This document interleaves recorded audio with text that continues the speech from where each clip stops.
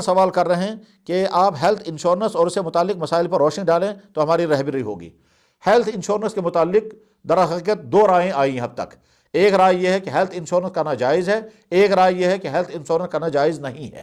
ان دو رائیوں میں اس وقت بحث ابھی جاری ہے، اور جب اس کا فائنل فیصلہ ہوگا کہ میڈیکل انشورنس یا ہیلتھ انشورنس کرنا جائز ہے تو اس وقت ہم حتمی جواب بتائیں گے۔ اس وقت کچھ علماء کی رائے یہ ہے کہ ہیلتھ انشورنس اگرچہ انشورنس ہی لگتا ہے مگر یہ انشورنس نہیں ہے، جس میں ہیلپ ہے بیماروں کے لیے، اور یہ امداد باہمی کے طور پر کام ہو رہا ہے۔ اور کچھ علماء کی رائے ہے کہ نہیں، یہ انشورنس ہی ہے، اور انشورنس جیسے باقی انشورنس ناجائز ہے، یہ انشورنس بھی ناجائز ہی ہے۔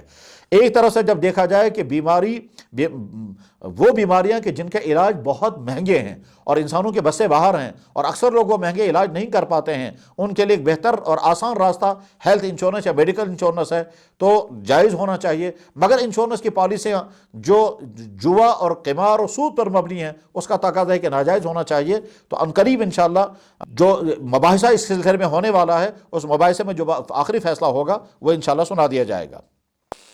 میں کمپنی میں جاب کر رہا ہوں، اور وہ کمپنی ہر سال اپنے ملازمین کو ہیلتھ انشورنس خود سے کر دیتی ہے۔